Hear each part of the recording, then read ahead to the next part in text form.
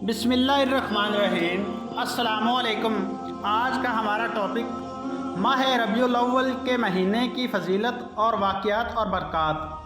اسلامی سال کے تیسرے مہینے کا نام ربیع الاول ہے۔ اسے ربیع النور اور ماہ میلاد النبی کے نام سے بھی پکارا جاتا ہے۔ ربیع عربی زبان میں موسم بہار کو کہتے ہیں، یعنی گرمی اور سردی کے درمیان کو ربیع کہا جاتا ہے، اور اول کا مطلب پہلا۔ اس اعتبار سے ربیع الاول کا معنی پہلا موسم بہار۔ موسم بہار دو زمانوں پر مشتمل ہوتا ہے۔ اس کی ابتدائی زمانہ میں پھول اور کلیاں کھلتے ہیں، اور دوسرے زمانے میں پھولوں کی پیداوار ہوتی ہے۔ مورخین کے مطابق جب اس مہینے کا نام رکھنے کا مرحلہ آیا تو یہ مہینہ فضل ربیع یعنی موسم بہار کی ابتدا میں آیا۔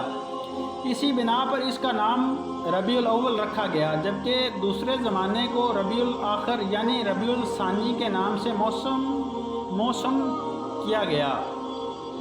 دیگر روایات کے مطابق ربیع کے معنی خوشحالی کے ہیں، چنانچہ جب اہل عرب سفر کے مہینے کی مصروفیات کے باعث مالی طور پر آسودہ اور خوشحال ہو جاتے تو عموماً ربیع الاول اور ربیع الثانی کے مہینوں کو اپنے گھروں میں بسر کرتے۔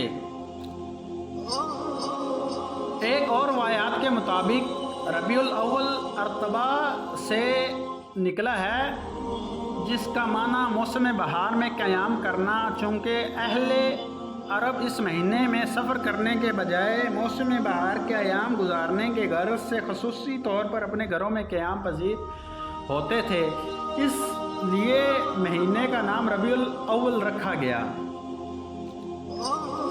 یہ مہینہ فیض و برکات کے اعتبار سے افضل ترین ہے، کیونکہ یہ وہ مبارک مہینہ ہے جس میں محسن انسانیت باعث تخلیق کائنات حضرت محمد صلی اللہ علیہ وآلہ وسلم اہم مجتبی نے دنیا میں قدم رنجبہ فرمایا۔ آفتاب رسالت طلوع ہوا، دنیا توحید کے نور سے جگمگا اٹھی، اور انسانی تاریخ کی مثال کے دور کا آغاز ہوا۔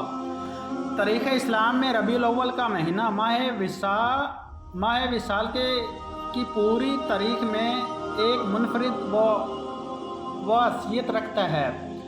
ماہ ربیع الاول کو جو عظمت، بزرگی اور برتری حاصل ہے، وہ بلا شبہ حضرت محمد صلی اللہ علیہ وآلہ وسلم کی ولادت باسعادت کی بدولت حاصل ہے۔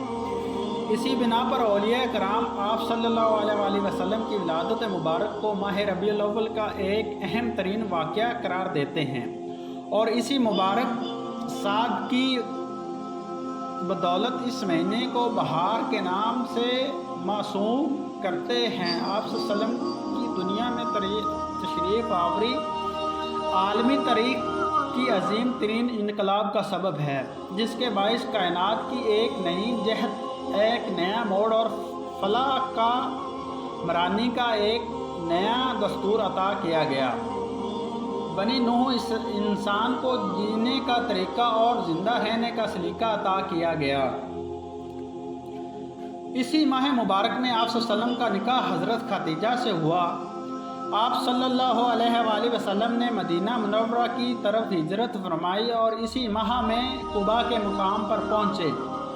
اسی مہینے میں آپ صلی اللہ علیہ وسلم نے تاریخ اسلام کی پہلی مسجد قباء کی بنیاد رکھی۔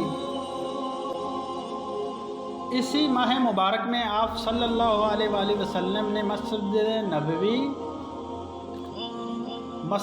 نبوی کا سنگ بنیاد رکھا۔ ان مساجد کی تعمیر میں صحابہ کرام کے ساتھ مل کر شانہ بشانہ حصہ لیا۔